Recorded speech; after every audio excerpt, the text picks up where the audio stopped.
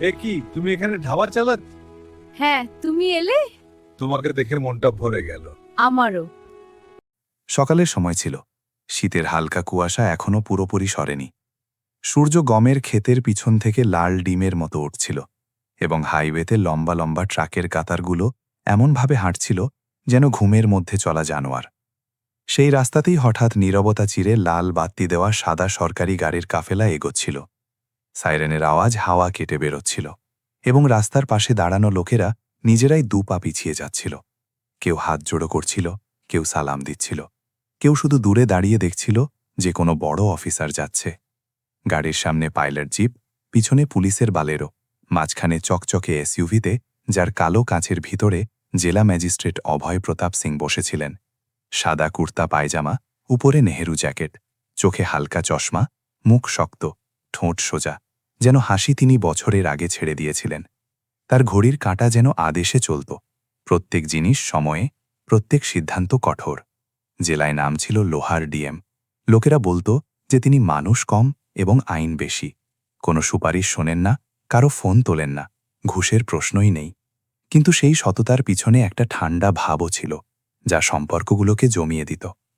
গাড়ির ভিতরে ফাইল খোলা ছিল। ড্রাইভার রিয়ার মিরার থেকে বারবার তার দিকে দেখছিল। পিএ ট্যাবলেটে পরের প্রোগ্রাম বলছিল। 9:30টায় ব্লক নিরীক্ষণ, 10:30টায় স্কুল উদ্বোধন, দুপুরে মন্ত্রীজির কল।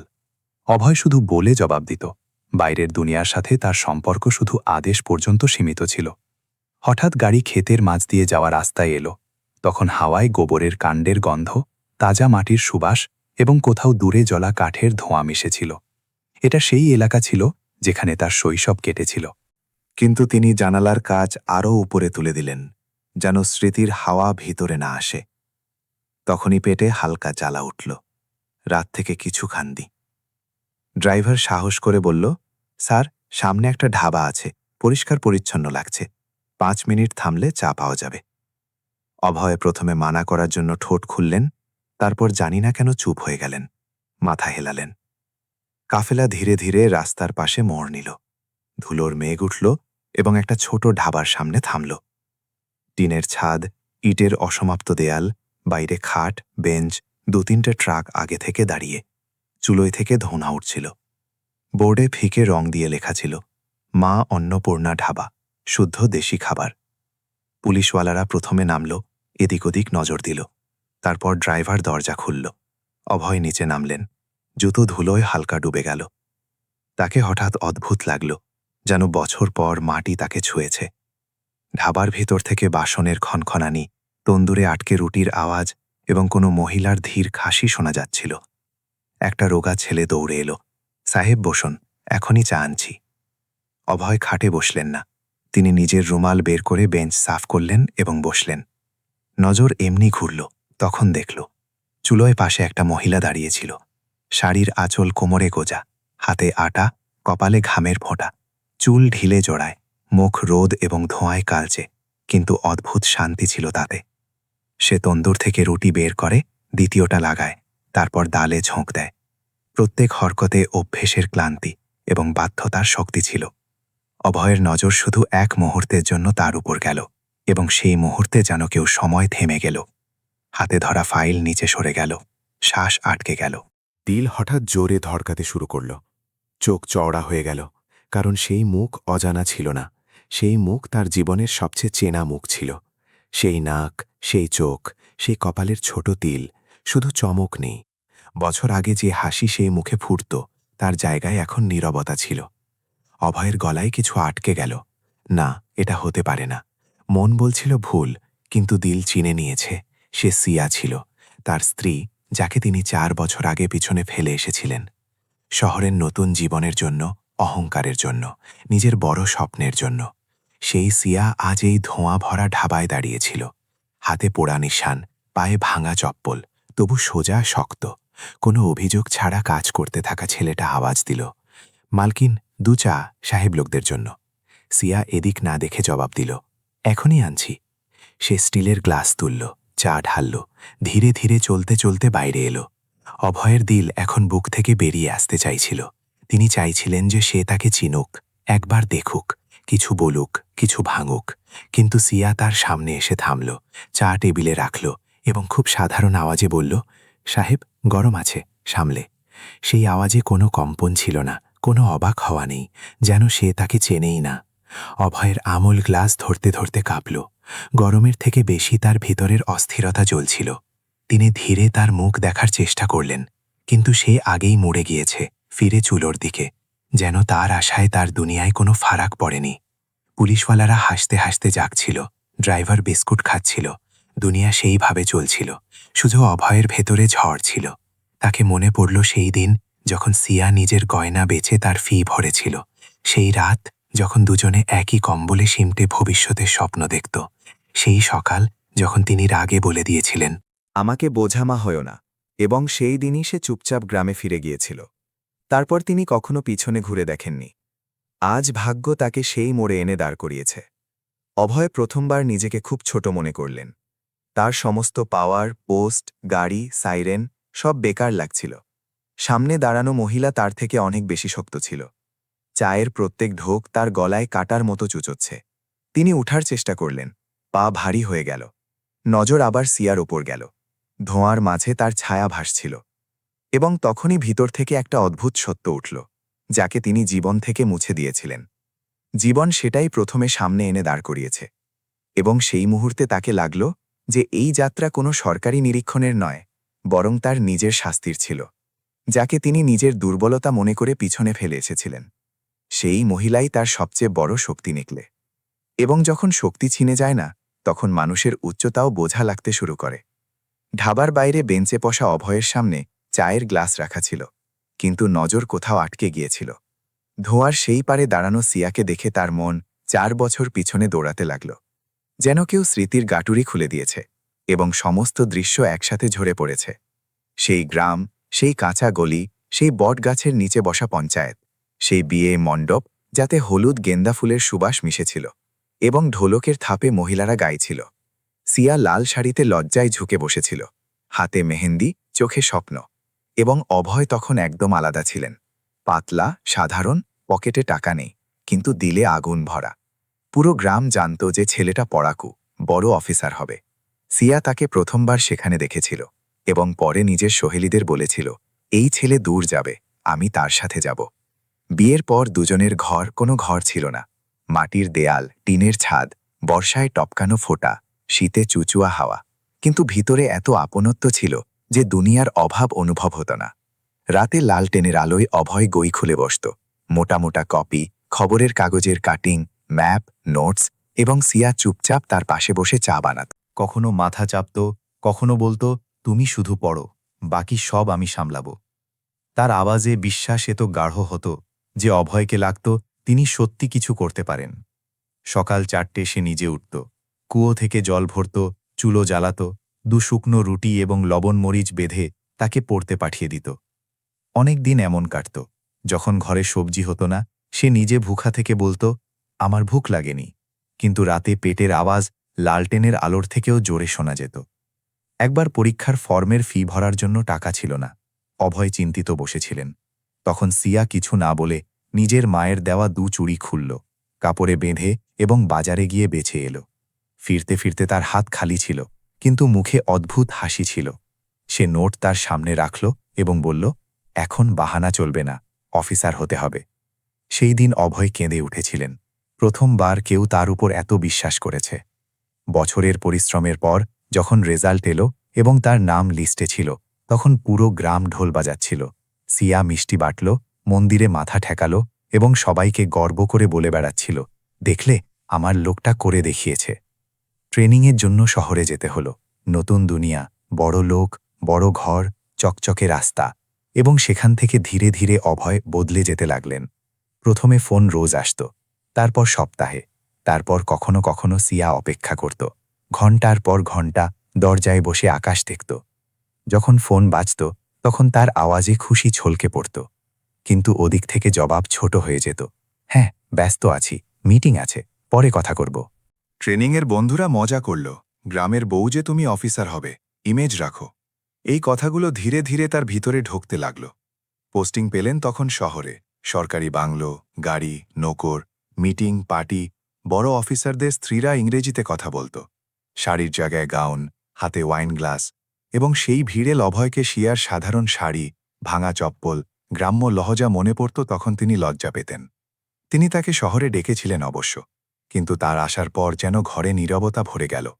শিয়া চেষ্টা করত ফেট হওয়ার, নতুন কাপড় পরত, চামচ কাটা দিয়ে খাওয়া শিখত, কিন্তু লোকেরা তবু তানা মারত, কত সিম্পল তোমার ওয়াইফ। কেউ হাসত, কেউ দয়া দেখাত, এবং প্রত্যেক তানা অভয়কে ভিতর থেকে কাটত। কিন্তু তিনি তার হাত ধরার বদলে তার থেকে দূরত্ব বানিয়ে নিলেন। এখন তিনি দেরি করে ঘরে আসতেন, ফোনে লেগে থাকতেন, কথা কম করতেন। শিয়া বুঝতে পারত না যে ভুল কি। এক রাত সে ধীরে জিজ্ঞাসা করল, আমি কিছু ভুল করছি কি? অভয় রেগে গেলেন। আমাকে ড্রামা মা দিও, আমাকে ইমেজ দেখতে হয়। এই শব্দ হাতুড়ির মতো পড়ল। সেই রাত প্রথমবার দুজনের মাঝে নীরবতা দেয়াল হয়ে দাঁড়াল। তারপর ঝগড়া বাড়ল, ছোট কথায় রাগ, তানা, অপমান। এবং একদিন রাগে অভয় বলে দিলেন, তুমি গ্রামে ঠিক আছো, এখানে বোঝা লাগছ। এটা শুনে শিয়ার মুখ পাথরের মতো হয়ে গেল। সে কিছু বলল না, শুধু আলমারি থেকে নিজের দুজোড়া কাপড় বের করল, পুরনো ব্যাগে রাখল, এবং সকালের প্রথম বাস ধরল। না কেঁদে, না অভিযোগ করে, না কাউকে দোষ দিয়ে সে ফিরে সেই গ্রামে এলো যেখানে লোকেরা এখন তাকে দয়ার নজরে দেখত। কিন্তু সে হাত পাতেনি। সে ঠিক করল যে এখন কারো উপর নির্ভর করবে না। গ্রামের বাইরে রাস্তার পাশে পড়ে থাকা খালি জমিতে সে ধার করে টিনের ছাদ ঢালিয়েছে, পুরনো তন্দুর কিনেছে, নিজে মাটি গুঁথে চুলো বানিয়েছে, এবং ঢাবা শুরু করেছে। প্রথম দিন শুধু 2 ট্রাক থামল। তৃতীয় দিন 4, তারপর ধীরে ধীরে লোক আসতে লাগল। কিন্তু প্রত্যেক দিন সহজ ছিল না। রোদে পোড়া, বর্ষায় কাদা, রাতের নেশায় ধূত লোকদের নোংরা নজর, পুলিশওয়ালাদের মুফতখড়ি, সাপ্লায়ারের ধার। কিন্তু সিয়া সব সহ্য করল, প্রত্যেক অপমান গিলে নিল। হাতে ফোসকা পড়ল, আঙুল পুড়ে গেল, পিঠ বেঁকে গেল, কিন্তু চোখে জিদ আরও তীব্র হয়ে গেল। সে নিজেকে বলত, কারও ভরসায় থাকব না। ওদিকে অভয় নিজের ক্যারিয়ারের সিঁড়ি চড়তে থাকলেন। প্রমোশন, ট্রান্সফার, সম্মান, অ্যাওয়ার্ড। কিন্তু অদ্ভুত ব্যাপার এটা ছিল যে প্রত্যেক সাফল্যের পরও রাতে ঘুম আসত না। ঘরের নীরবতায় সিয়ার আওয়াজ গুঞ্জত, তুমি শুধু পড়ো, বাকি সব আমি সামলাব। এবং তিনি কারওয়াট বদলাতে থাকতেন। কিন্তু অহংকার এত বড় ছিল যে ফোন করার সাহস হয়নি। বছর বছর কেটে গেল, এবং আজ ভাগ্য তাকে সেই ঢাবাই এনে দাঁড় করিয়েছে যেখানে তার স্ত্রী একা নিজের দুনিয়া সামলাচ্ছে। তার নাম ছাড়া, তার দরকার ছাড়া যেন তিনি কখনো তার জীবনে ছিলেনই না। চুলোয় ধোঁয়া উঠতে থাকল, রুটি সেঁকতে থাকল, এবং অভয়ের চোখে প্রথমবার আর্দ্রতা এলো, কারণ আজ তাকে স্পষ্ট দেখা যাচ্ছে যে অফিসার হওয়ার দৌড়ে তিনি সবচেয়ে মূল্যবান জিনিস হারিয়েছেন। সেই মহিলা যে তার স্বপ্নকে নিজের হাড় দিয়ে সিঁচেছে। কুর্সি মানুষকে শক্তি দেয়, কিন্তু কখনো কখনো সেই কুর্সি তার থেকে তার নিজের ঘর ছিনিয়ে নেয়। এবং তখন সিদ্ধান্ত আইনের নয়, দিলের হয়। ঢাবার বাইরে হাওয়ায় ধোঁয়া এবং ধুলো একসাথে ভাসছিল। চায়ের গ্লাস খালি হয়ে গিয়েছে, কিন্তু অভয়ের আঙুল এখনও তাকে এমন ধরেছিল যেন সেটাই তার সহায়। সামনে রাস্তায় ট্রাকের আসা যাওয়া চলছিল। ড্রাইভার তৃতীয়বার জিজ্ঞাসা করেছে, স্যার চলুন। কিন্তু তিনি হাত তুলে ইশারা করলেন। নজর বারবার সেই দিকে টানছিল যেখানে শিয়া তন্দুর সামনে ঝুঁকে রুটি পাল্টাচ্ছে। প্রত্যেকবার যখন সে হাত বাড়ায় তখন কবজিতে পোড়া পুরনো নিশান দেখা যায়। অভয়ের বুকে যেন কোনো নুড়ির জিনিস নেমে যায়। তাকে বোঝা যাচ্ছে না যে এত বছরে সে কিভাবে এত বদলে গেল যে সেই মহিলার দুঃখ দেখতেই পাননি। তিনি উঠলেন এবং ধীরে ধীরে ঢাবার ভিতরে গেলেন। পুলিশওয়ালারা অবাক হয়ে পিছনে সরল। ছেলেটা ঘাবড়ে বলল, স্যার কিছু দরকার? তিনি জবাব দিলেন না। তার নজর শুধু সিয়ার উপর ছিল। তিনি কাছে পৌঁছলেন, তখন ধোঁয়ার গন্ধ আরও তীব্র লাগল। সিয়া উপর না দেখে জিজ্ঞাসা করল, আর চা বানাবো? আওয়াজ সেই ছিল, কিন্তু তাতে কোনো আপনত্ব নেই, শুধু একটা দোকানদারের আনুষ্ঠানিকতা। অভয়ের গলায় শব্দ আটকে গেল। তিনি সাহস জুটিয়ে বললেন, কেমন আছো? সিয়ার হাত এক মুহূর্ত রুকল, তারপর যেন কিছু শোনেনি। সে বলল, ডাল গরম আছে, খাবার আছে, তাহলে বসুন। এই দূরত্ব, এই অজানা ভাব তাকে ভিতর পর্যন্ত চিরে দিল।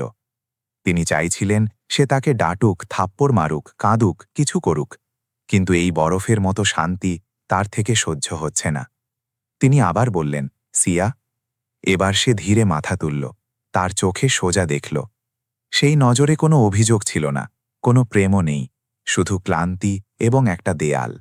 সে খুব সাধারণ স্বরে বলল, স্যার, নাম ধরে ডাকবেন না, গ্রাহক অপেক্ষা করছে। অভয়ের দিল বসে গেল। এত বছরের সম্পর্ক এক শব্দে সাহেব হয়ে গেল। তিনি বাইরে এসে বেঞ্চে বসলেন, মাথা ধরলেন। তখনই ড্রাইভার দৌড়ে এলো। স্যার, ফোন আছে অফিস থেকে, জরুরি। তিনি ফোন নিলেন। ওদিক থেকে এসডিএম বলছিল, স্যার, আজ হাইওয়ে চওড়াকরণের কার্যক্রম শুরু করতে হবে। আপনার সাইন করা লিস্ট অনুসারে অতিক্রমণ হটাতে হবে। জেসিবি বেরিয়েছে। অভয় অন্যকে বললেন, হ্যাঁ করো। তারপর হঠাৎ মনে বিদ্যুৎ চমকালো। কোন কোন জায়গা? ওদিক থেকে নাম পড়তে লাগল। পুরনো কিরানা দোকান, পাংচারওয়ালা এবং একটা ঢাবা, মা অন্নপূর্ণা ঢাবা। এটা শুনে যেন মাটি সরে গেল। তিনি তুরন্ত ফাইল মঙ্গালেন, পাতা পাল্টালেন, এবং সেখানে স্পষ্ট লেখা ছিল, অবৈধ নির্মাণ হটানো হোক। নিচে তার নিজের সাইন। তাকে মনে পড়ল, কয়েকদিন আগে না দেখে অনেক ফাইলে সাইন করেছিলেন। সেই সময় এটা শুধু কাগজ ছিল। আজ সেই সিদ্ধান্ত সিয়ার জীবন ভাঙার ছিল। তিনি দূর দেখলেন ঢাবার টিনের ছাদ, ইটের দেয়াল, সেই জায়গা যাকে সে নিজের হাতে বানিয়েছে। কাল সকালে বুলডোজার আসবে এবং সব ধ্বংস হয়ে যাবে। তার বুকে ঘুটন ভরে গেল। এটা কি ভাগ্যের মজা? প্রথমে স্ত্রীকে ছেড়েছেন, এখন সেই তার ঘর নিজে ভাঙতে যাচ্ছেন। পুলিশওয়ালারা হাসতে বললেন, স্যার, এই ঢাবাওয়ালারা অনেক বিরক্ত করে, হটে যাবে তাহলে রোড পরিষ্কার হয়ে যাবে। অভয় প্রথমবার তীক্ষ্ণ স্বরে বললেন, চুপ থাকো। সব স্তব্ধ হয়ে গেল। তিনি উঠে আবার সিয়ার কাছে গেলেন। এবার আওয়াজ ভারী ছিল। এই ঢাবা কতদিন থেকে জানাচ্ছ? সিয়া রুটি পাল্টাতে বলল, 4 বছর থেকে। কোনো অন্য সহায় পরিশ্রম আছে, সেটাই যথেষ্ট। যদি এটা যায়। তিনি থামলেন। শব্দ গলায় আটকে গেল। সিয়া প্রথমবার মনোযোগ দিয়ে তাকে দেখল। কি হয়েছে অভয়? নজর ঝুঁকিয়ে নিলেন। তিনি সত্য বলার সাহস জুটাতে পারলেন না। এত বছর পর মিলে কি প্রথম উপহার তার ঘর ভাঙার খবর দেবেন? তিনি চুপচাপ বাইরে এলেন। রোদ তীব্র হয়েছে, কপালে ঘাম ছিল, কিন্তু ঠান্ডা লাগছিল। তাকে বোঝা যাচ্ছে না যে তিনি ডিএম না শুধু একটা অপরাধী স্বামী। কর্তব্য বলছিল, নিয়ম সবার উপর সমান প্রয়োগ করো। দিল বলছিল, এই সেই মহিলা যে তোমার জন্য সব ছেড়েছে। দুদিক থেকে টানাটানি শুরু হলো। তাকে মনে পড়ল কতবার তিনি অন্যদের অতিক্রমণ হটিয়েছেন, কতদের ঘর ভেঙেছে তখন, কখনো দিল কাঁপেনি। কিন্তু আজ কেন শ্বাস থামছে? কারণ এবার আইন বয়ে নয়, তার নিজের জীবনে লাগছে। হঠাৎ ঢাবার কাছে 2 গ্রামবাসী কথা বলছিল। শুনেছি কাল বুলডোজার আসবে, এই ঢাবাও যাবে, বেচারি মহিলা একা। দ্বিতীয়টা বলল, ভাগ্যই খারাপের। এই শব্দ তীরের মতো লাগল। অভয় মুষ্টি বাঁধলেন। যদি ঢাবা ভাঙে তাহলে সিয়া আবার রাস্তায় এসে পড়বে। তারপর সেই ভুক, সেই অপমান এবং এসগদার সাইন। তিনি নিজেকে ক্ষমা করতে পারবেন না। তার নজর সরকারি গাড়ির উপর গেল। লাল বাত্তি রোদে চমকাচ্ছে। হঠাৎ সেই বাত্তি তাকে মুকুট নয়, বোঝা লাগল যেন এই আলো নয়, জ্বলা আগুন, যা সম্পর্ককে ছাই করে দেয়। তিনি ড্রাইভারকে বললেন, কাফেলা ফিরিয়ে নাও, সরকারি ক্রম বাতিল। আওয়াজ এমন ছিল যে কেউ প্রশ্ন করল না। গাড়ি স্টার্ট হলো, ধুলো উড়ল। সিয়া এক মুহূর্তের জন্য মাথা তুলল। হয়তো ভেবেছে কোনো বড় অফিসার চলে গেল। তাকে কি জানা যে সেই লোক তার জীবনের সবচেয়ে বড় সিদ্ধান্ত নিতে যাচ্ছে। গাড়ি দূরে চলে গেল, কিন্তু অভয়ের দিল সেখানে আটকে রইল। তিনি জানালা থেকে পিছনে দেখতে থাকলেন। ঢাবা ছোট হয়ে গেল, তারপর কুয়াশায় অদৃশ্য। এবং সেই মুহূর্তে তিনি ঠিক করলেন, হয় তিনি এই কুর্সিতে বসে আইন পালন করবেন, না ইনসান হয়ে নিজের সম্পর্ক বাঁচাবেন। দুটো একসাথে চলতে পারে না।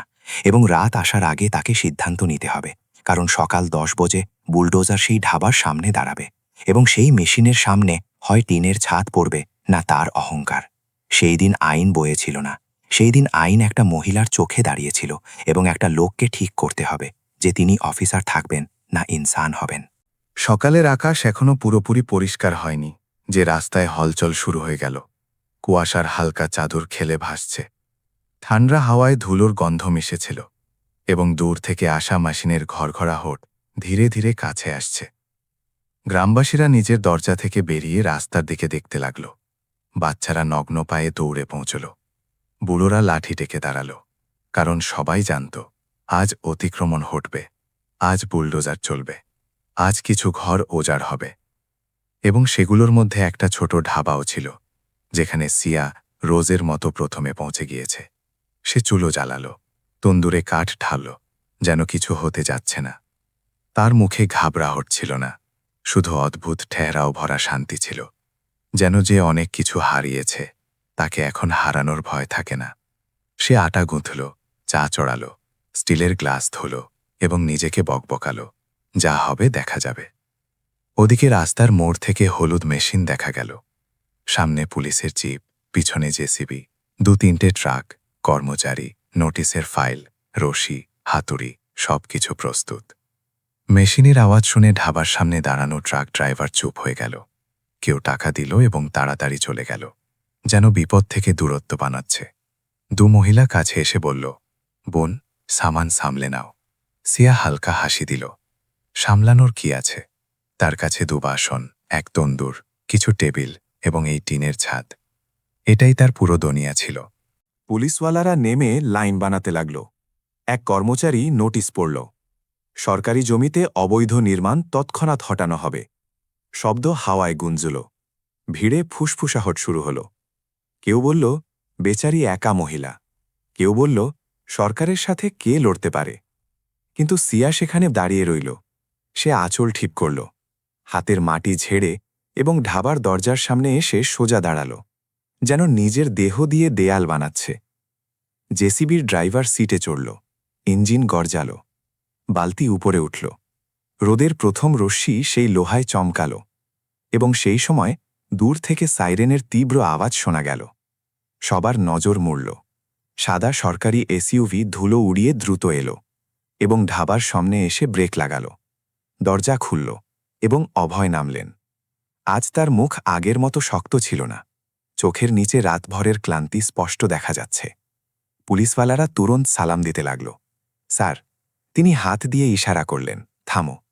আওয়াজে এমন ওজন ছিল যে মেশিনের গড়গড়াহটও থামল।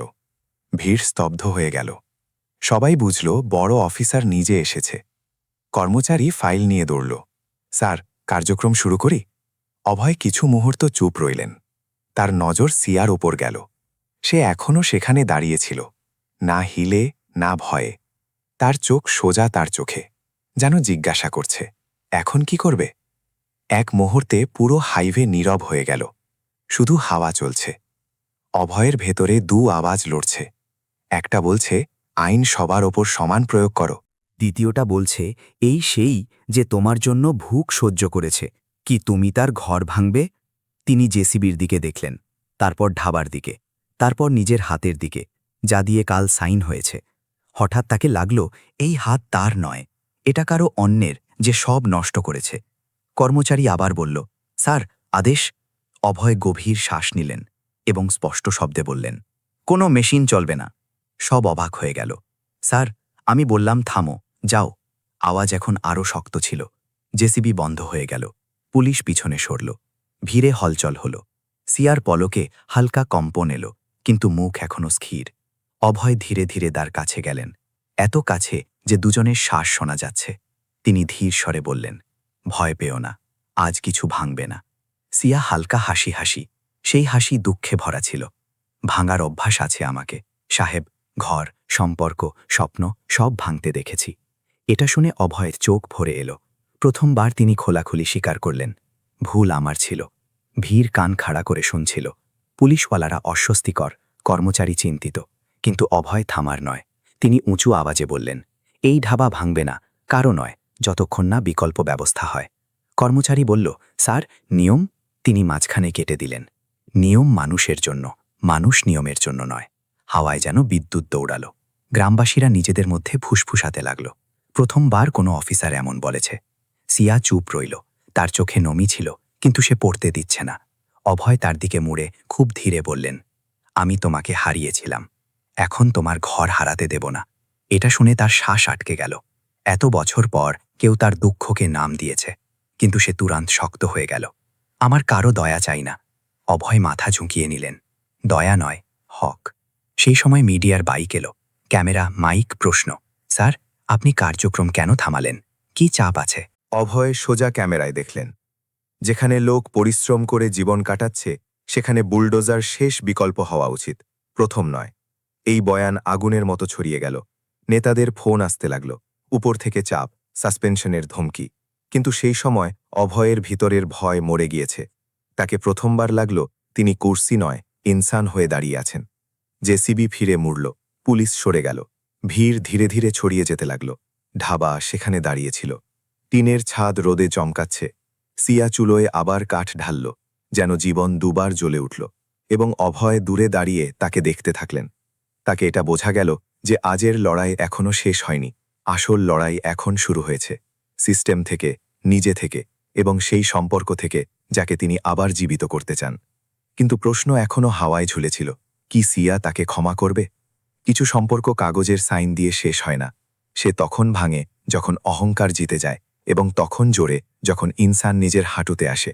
বুলডোজার ফিরে যাওয়ার পরেও রাস্তায় ওঠা ধুলো দেরি পর্যন্ত হাওয়ায় ভাসতে থাকল, যেন সকালের সেই উত্তেজনা এখনও পুরোপুরি শেষ হয়নি। ভিড়ি ছড়িয়ে গিয়েছে, পুলিশের গাড়ি চলে গিয়েছে, ক্যামেরাওয়ালারা অন্য খবরের খোঁজে চলে গিয়েছে, কিন্তু ঢাবার সামনে একটা অদ্ভুত নীরবতা রয়ে গেল, সেই নীরবতা যাতে সিদ্ধান্তের গুঞ্জন বেঁচে থাকে। সিয়া চুলোয় সামনে বসে কাঠ চালাচ্ছে, হাত সেইভাবে চলছিল যেমন রোজ চলে। কিন্তু ভিতরে কিছু হিলে গিয়েছে। এত বছরে প্রথমবার কেউ তার জন্য দাঁড়িয়ে সিস্টেম থামিয়েছে। সেও সেই লোক যে কখনো তাকে একা ছেড়ে দিয়েছে।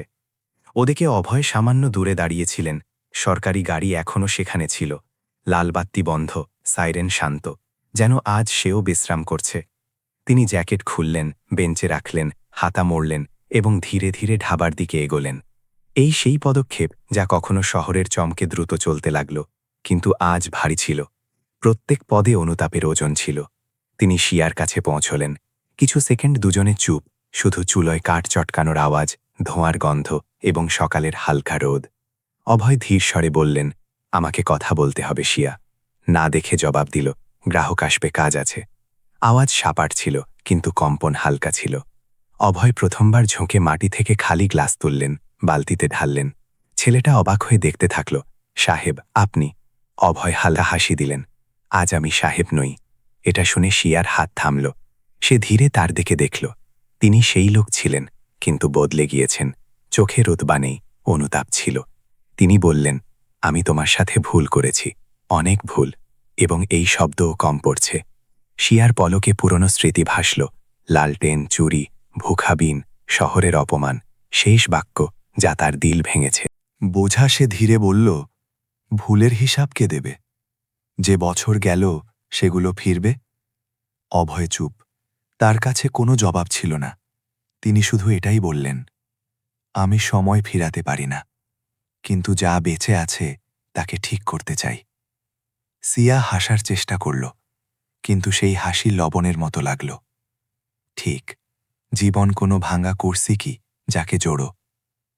এই কথা শুনে অভয়ের নজর ছুকল। কিছু মুহূর্ত দুজনের মাঝে হাওয়া ভারী রইল। তারপর হঠাৎ ঢাবার সামনে দু মহিলা এলো। বোন, আজ থেকে আমরাও সাহায্য করব। শুনেছি সরকারি যোজনায় নাম জোড়া যায়।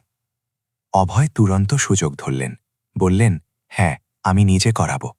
মহিলা স্বয়ং সহায়তা গ্রুপ বানাবো, লাইসেন্স মিলবে, লোন মিলবে। এই ঢাবা শুধু দোকান থাকবে না, পরিচয় হবে। সিয়া অবাক হয়ে দেখল, তুমি এসব কেন করছো? অভয় সুজা তার চোখে দেখলেন, কারণ তোমার হক আছে, এবং কারণ আমি এখন পালাতে চাই না। সেই নজরে প্রথমবার সত্যতা ছিল, কোনো দেখাবা নেই, কোনো দয়া নেই, শুধু সমতা। ধীরে ধীরে গ্রামের মহিলারা জুটতে লাগল। কেউ সবজি কাটল, কেউ বাসন ধুলো, কেউ ঝাড়ু দিল। ঢাবা হঠাৎ একা মহিলার বাধ্যতা থেকে বদলে অনেক মহিলার শক্তি হয়ে গেল। অভয় সেখানে দাঁড়িয়ে দাঁড়িয়ে ফোন ডায়াল করলেন, কাগজ মঙালেন, যোজনার ফর্ম ভরালেন। কর্মচারীরা দৌড়তে থাকল। সব অবাক ছিল যে ডিএম নিজে রোদে দাঁড়িয়ে এসব করছে, কিন্তু তাকে ফারাক পড়ছে না। প্রথমবার তাকে নিজের পোস্ট সঠিক জায়গায় ব্যবহারে সুখ মিলছে। দুপুর পর্যন্ত ঢাবার দেয়াল পোদ হয়ে গেল। নতুন বোর্ড এলো, সাথে ঢাবা মহিলা লোক দিয়ে সঞ্চালিত। যখন সেই বোর্ড টাঙানো হলো, তখন শিয়া কিছু সেকেন্ড তাকে দেখতে থাকল। তার চোখে চমক ফিরল, যা বছর থেকে অদৃশ্য ছিল। সে ধীরে বলল, আমি ভাবিনি যে কেউ আমার নাম ইজ্জত দিয়ে নেবে। অভয় বললেন, আমিও ভাবিনি যে আমি এত নিচে পড়ব, কিন্তু হয়তো পড়া দরকার ছিল, যাতে বুঝতে পারি। সন্ধ্যা নামতে লাগল, আকাশ কমলা হল, ট্রাকের লাইট জ্বলতে লাগল।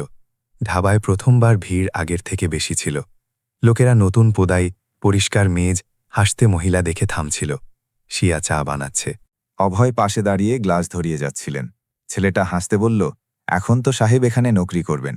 সব হেসে উঠল এবং সেই হাসিতে বছরের করুতা মিশে গেল। কাজ শেষ হওয়ার পর দুজনে ঢাবার বাইরে খাটে বসলেন, সেই জায়গা যেখানে সব শুরু হয়েছে। হাওয়া ঠান্ডা ছিল, দূর খেতে ঝিঁঝি বাজছে।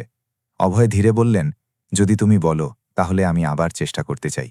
স্বামী হয়ে সমতায় সিয়া লম্বা শ্বাস নিল, আকাশের দিকে দেখল, যেন নিজের সমস্ত দুঃখ ছেড়ে দিচ্ছে। তারপর বলল, ক্ষমা সহজ হয় না, কিন্তু ঘৃণা ধোয়া তার থেকেও কঠিন। আমি প্রতিশ্রুতি করি না, কিন্তু চেষ্টা করতে পারি। এই শব্দ শুনে অভয়ের চোখ ভরে এলো। তিনি প্রথমবার তার হাত ধরলেন, এবার কষ্ট করে নয়, ধীরে যেন জিজ্ঞাসা করছেন, অনুমতি আছে? সিয়া হাত সরাল না, শুধু হালকা চাপ দিল। সেটাই তার জবাব ছিল। রাত গভীর হতে লাগল। লাল বাত্তি দেওয়া গাড়ি চুপচাপ দাঁড়িয়ে রইল, কিন্তু আজ তাতে বসা লোক ডিএম ছিল না। তিনি শুধু একটা স্বামী ছিলেন, যে দেরি হলেও ঘরে ফিরে এসেছে। এবং ঢাবার টিমটিমানো আলোয় তাদের ছায়া একসাথে মাটিতে পড়ছিল, যেন জীবন অবশেষে দুজনকে আবার এক রাস্তায় দাঁড়িয়েছে। কখনো কখনো সবচেয়ে বড় জয় কুর্সি বাঁচানোতে নয়, কারো হাত ধরে সাথে চলাতে হয়। তো বন্ধুরা, এই হলো আমাদের আজের নতুন গল্প। তোমাদের এই গল্প কেমন লাগলো আমাদের কমেন্ট করে অবশ্যই বলো।